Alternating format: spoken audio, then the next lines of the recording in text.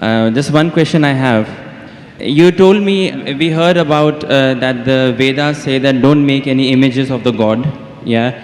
Whoever worships anything which has been created throws himself in darkness, right? The difference between Bhagwan and Allah is that Allah says that if you worship anyone apart from me, I will punish you forever and ever, and I will not spare you of this sin. But nowhere in Hinduism's books would you see that Bhagwan is saying, okay, if you worship anything apart from me, you will be put in Narak, which is the Hindi word for hell, forever and ever. Now why I'm saying that to you is, the concept of God in Islam, Christianity and Judaism is the same, in which he feels bad if anyone worships anything else apart from him. But the concept of the other side of the religions, which is Hinduism, Buddhism, or those sides, the concept of God there, I think, is more, the God of those religions is more large-hearted, because he doesn't say to you that I'm going to put you in hell if you don't worship me. Although I understand that it is wrong to worship idols, it is wrong to worship created things. But I do feel that because that, I somehow feel that, you know, Kul hu Allahu ahad, Allahu samad, lam yalid wa lam yulad. Basically, God, there is nothing like him, right? So why in the Quran or the Bible or the Jews' scripture we are attributing a human feeling to God, that, let us say, my father gives me everything, he gives me all the money, and I give that money to the poor people, right? Now one day, if I forget my father, yeah, so my father will feel bad. But this is a human nature. God is more large-hearted than that. Even if I don't worship him, he should have no problems. You know, he should not put me to hell, because that's egoistic. Egoism is a part of human nature, not of God, is what I feel, according to my understanding. rules. Brother Rahul is an old friend of mine, mashallah. Whenever I come to Dubai, no question answer session goes without him asking a question. He's following me since many years. When I came in 2005, when I came last year, and yesterday night, we had a good session for a couple of hours.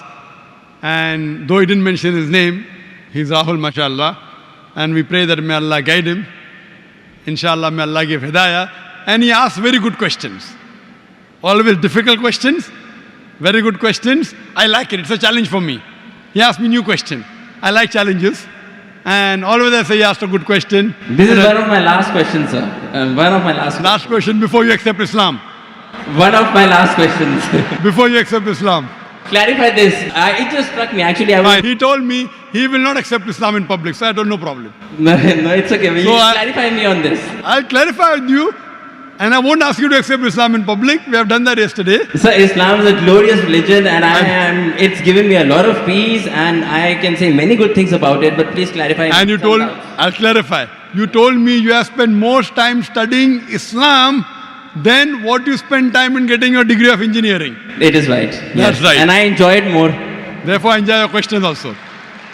The brother asked a very good question, very attacking, very tricky, difficult question, that he understands that all the religions, Christianity, Islam, Hinduism, say there's no God except one God, don't make images, don't make idols. But Islam goes a step further.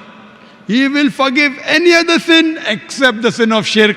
Surah Nisa chapter 4 verse 48, Surah Nisa chapter 4 verse 116. But in Hinduism, nowhere does it say that if you do shirk, Allah will not forgive you. Before I ask you a question about large-heartedness, nowhere does the Quran say that if you commit a murder, Allah will not forgive you. Brother, nowhere does the Quran say that if you commit murder, Allah will not forgive you. Does it mean that I will go and commit murder? Brother. Repeat again, sorry? Nowhere does the Quran say that if you commit murder, though it is the second largest sin in Islam, in the major sins, number 2 is committing murder of an innocent human being. Yes. After shirk is murder.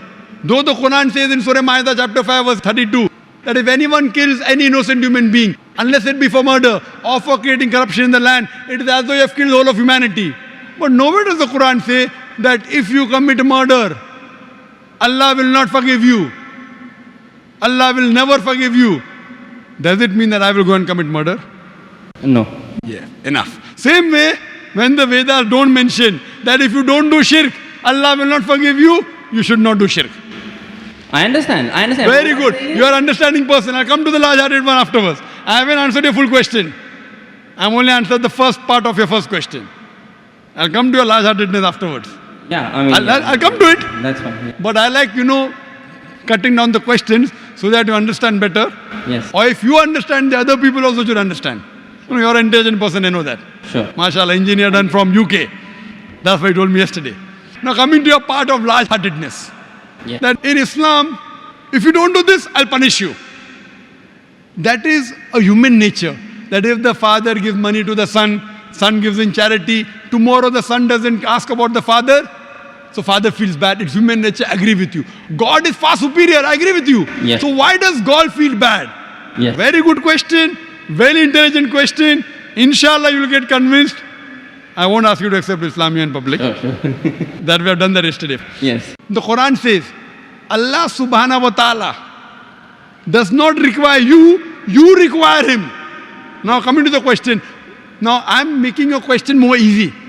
Why we have to say Allahu Akbar, Allah is the greatest? Allah asks you to say Allahu Akbar, Allah is the greatest. Tomorrow if you don't say Allah is the greatest, do you think Allah will become less? No. No. Yeah. Whether you say or not, Allah is already the greatest. Irrespective whether you say or not, it will make no difference, not even an iota of difference. He is already the greatest. He will remain irrespective whether you say or not. Why does he ask you to say that is the question. The question is, Allah subhanahu wa ta'ala knows the human psychology. For example, your mother has a heart attack. And now, you have heard of a very famous heart specialist in the world. If you know he's famous, he will give you some advice for your mother. Another person who's unknown, he comes and gives you advice. Whose advice will you follow? Repeat again, sorry. If your mother has a heart attack, Yeah. there's a person who you know is the most famous heart specialist in the world. I would follow the advice of the specialist. Why? Because you know he's number one, he's most famous. So the reason Allah asks you to praise him is not for his benefit, it's for your benefit. Because the moment you praise Allah, you will follow his advice. Agreed. By following his advice, Allah will not benefit, you will benefit. Yes. By the doctor giving advice to you, he will not benefit. Yes, you may give him fees so that way he'll benefit. You aren't giving any fees to Allah. Yes. So Allah doesn't benefit anything. But the moment you praise him, it is human. When you say Allah is the most wise, Allah is the greatest, Allah is the most merciful. Most wise, he gives advice, I'll follow. Most greatest, I'll follow him. Most merciful, I'll follow him. So you say all these praises not to benefit him, to benefit yourself. Agreed. Yes. So when you worship him, it does not benefit him, it benefits you. Yes. When you follow the advice of the doctor, it will benefit if you give him fees. Yes. You don't give any fees to Allah. Yes. It benefits you. Yes. So same way, Allah is large-hearted. By punishing you, do you think he will benefit? No. By punishing, he becomes I'm coming to it, brother Rahul. Yeah. Let me complete my answer. Sure. Yeah. By punishing you, he will not benefit, but he is giving you a fear. Why? If you have alcohol, he will punish you. If you have drugs, he'll punish you. Whether you have drugs or what difference does it make to him? Now, if he says, okay, don't have drugs, but if you have drugs, I will not punish you, then will you have drugs or not? You will have. If I give an examination, write two. No, I won't have. If I'm convinced it's wrong for me, I won't have. I don't need that fear of the hell. The Right. fear of the hellfire to be put in my mind Yes. to yes. avert me. God convinces people in different ways. Some people with reason and logic. You're a logical person, you're convinced with logic. Some people want fear, some people want punishment, some people want reward. There are 3-4 types of ways which Allah speaks.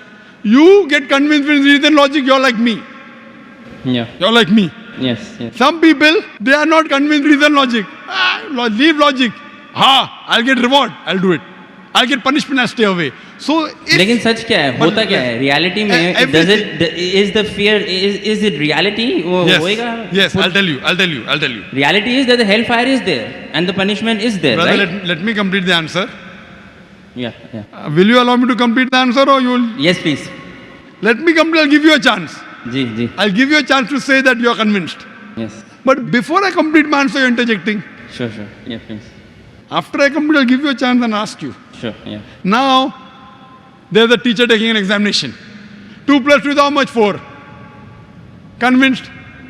Now, there are some people, the teacher says, okay, now in the examination, those who write correctly will get plus point, will pass. Those who don't write correctly will fail. Now, when the teacher is telling hundreds of things, it's difficult for everyone to remember. But if they want to remember, you write. If you write correct, I'll pass you. If you write wrong, I'll fail you. So now the student starts memorizing. He starts like you passed your engineering. You are afraid of failing. Yes. If you wouldn't have studied, you would have failed. So if teacher says, no problem, even if you write wrong, I will give you part degree. Will you study? No. Though you're logical, you understand Boyle's law, you understand trigonometry, you understand chemistry, but to remember, you have to stay awake, you have to slog. Teacher says, no problem, you understood? You write in the examination, right or wrong, 2 plus 2 is 3, I will pass you. Will you study? Well, it depends. I won't, but probably someone who is more sensible I'm would asking study you. to learn some knowledge. Correct. If the teacher says, now your aim is to get the degree, Yeah. once you understand, if you fail, you won't get the degree. Yeah. So here Almighty God speaks logically. Some people logically it doesn't make a difference whether hellfire is there or heaven is there. Other people, you do it, you get a reward. Like when you speak to your child, sometimes you speak logically, sometimes you say, I'll give you a chocolate. Yes. Sometimes, ek lafa marunga. Yeah. Yeah. I will yeah. give you one slap. Yeah. So this is what God knows the psychology of the human being. He's our creator. Sometimes logic, sometimes reasoning, sometimes reward, sometimes punishment. But once he says, he has to follow. He can't lie. Once he says, he has to follow. So he's trying to convince you. Suppose your son. Yeah. Yeah. I know you're not married. Yeah. I know you're not married. Inshallah, one day when you get married. And if your son, Yes. and your son, inshallah, I'll marry a Muslim, inshallah. Yes. Inshallah. So your son, when you have a son, Yeah. 5 years old, he wants to jump from 10th floor. You say, my son, don't jump, you'll die. I want to jump. You will die. No problem, I want to jump. One slap you will give him, right or wrong? Yes. You will tell him, I'll slap you. Yes. Yet if he wants to jump, you will slap him. A Yes. father is cruel to be kind. Is your intention to hurt him? No. Your intention is to hurt him little so that he prevents from the bigger hurt. Yes. So here if he says, no, I'm only acting. Maybe for little time you will think, I'll punish you and you don't punish him. But if he wants to jump, you will not wait till he jumps. You will give him one tight slap. The same way God here, he tells you this is good, this is bad, this is reward, this is punishment. And once he says something, he's honest. In Islam, God is the most kind. He wants the human being to improve. The other God, okay, no problem. Even if you write wrong, I'll pass you. What kind of a teacher is this? Suppose tomorrow, there's a student studying with you. He writes wrong answers. You slog. You stay awake in the night. This person plays hooky, enjoys, writes everything wrong. And the teacher says, both get first class first. Will you be happy with the teacher? No. Why? You are a very unkind person. Very cruel. Unkind, not a good human being. I am wrong. Because you believe in justice. So besides God being kind and merciful, He is also just. Imagine someone rapes your sister, rapes your mother. God says, no problem. I'll forgive. On the day of judgment, won't you tell God? Why no, did you not that's punish? okay. No, that's okay. I'm talking about Wait, God being egoistic on his own He is self. not egoistic at all. No, but he's saying It if you makes- do shirk, then I will put you in hellfire forever and ever. I'm not saying that he should not punish wrong deeds. But he is putting on his own self that if you associate partners with me, along with worshipping me, if you worship someone else, even then I will not forgive you. That's the right thing. That's Because egoism. If the doctor says, Yes. if suppose the heart specialist tells your mother, see, this is a good thing, have only this medicine, nothing else. Someone else says, okay, have this medicine also. So that heart specialist tells you, if you mix it with something else, the mother will die. So will you listen to somebody else or not? Will you listen or not? Heart specialist saying, don't have anything else except this sorbitrate. Keep it below your tongue. Yes. Now another doctor comes, I'm a very good doctor. You don't know him also. I will listen to heart specialist. Correct. Yes. Heart specialist specialized, but God is a bigger heart specialist. So heart specialist you want to follow, you don't want to follow your creator who's created your heart. What No, kind no, of no, a... no, sir, sir, Wait, let me complete. Yes. Let me complete. Yes. So you, being logical, Yeah. when you want to follow the heart specialist, when the heart specialist tell you, don't listen to anyone else because they have told you the total truth, that heart specialist can be wrong because he's a human being. Almighty God, when he says, do not worship anyone else besides me, he knows that if you think somebody else is also the greatest, and if you follow something wrong, it will harm you. God does not want to see to it that his creations are harmed. He is going out of the way to give you an ultimate warning. Other sins, maybe I will forgive. That is one type of murder, is one type of sin, very wrong, second largest. But one, if you worship somebody else, you can do anything. You can start murdering, you can start having drugs, you can start raping. It's too dangerous. This is the guidance. It is complete. Because he is the creator, he knows no one else is the creator. Now someone else tries to behave like a creator when God knows no one else can create you. It is very dangerous. That's the reason he says that following advice, worshipping anyone, obeying anyone as the creator, not obeying normally. Normally you want to obey a father, no problem. Obey a mother, no problem. Going against the commandments of Almighty God. Worshipping somebody That is else. what I'm trying to find out. Is that the right God who is saying that if you associated partners with me, I will never forgive this sin? You are taking, it's a catch-22. I am questioning whether a God who thinks like that, is that the correct God? Correct God. You are saying he is the correct God, hence Why? he knows. Why? Yes. I have checked up with science. This Quran passes Yes. the test. When I put science to your Hindu scriptures, it fails. Yes. When I put science to Bible, it fails. So even if I agree with you with my earlier question, maybe this is ambiguous, fine. 80% is proved to be 100% correct. 20% is ambiguous. Inshallah, logically, even this will be right. If I have to put that way. But the other way, if a doctor who solid... Stronger argument would be that Stronger 100% argument, is correct. 100% 100% of it is proved that it is correct. If 20% ambiguous is I'll there, tell you one thing, brother. Your mind hasn't reached that level. My mind hasn't reached that level. right. The science hasn't reached that level. Maybe 100 years afterward, 1,000 years after, it will be proved 100% correct. We are limited. The problem is in you and me, not in the Quran. Similarly, but a person who's very powerful, a person who's a heart specialist, he knows his stuff very well. He'll be sure. Do this, nothing else. A person who's not sure, okay, have this medicine also, have that medicine also. So person who's cocksure of himself, like the Creator Almighty God, he will give this commandment. Now he's cocksure. You are not cocksure about him that he's the Creator. Yes. Once you're cocksure, you'll follow. I'm cocksure that this is the word of Almighty God. You aren't. Yes. So once your research gets complete, Yes. you know very well that the other scriptures don't pass the test. Yes. I challenge you to get any scripture that you know of which is even close to the Quran. No, this is the strongest scripture that that's so, for sure. So when you know, Yeah. I can't ask you to accept because you know we spoke yesterday. Right, okay. But when you know it is the thing, then the ego is in you, not in Almighty God. The ego No, is I in don't have you. ego. I don't have ego. And I pray to I Almighty told you God. all the ones I have read, this is the strongest. I Yeah? pray to Almighty God. You know, because I love you, Rahul. Yes, I love you too. I love you. That's the reason I pray to Almighty God to give hidayah. You don't have to proclaim. You asked me yesterday, do you have to proclaim? I said, no, you don't have to proclaim. Yeah. So I think that you are a person who submit your will to God, and may God guide you, and may you get a good submitting Muslim life partner. Thank you. Thank you.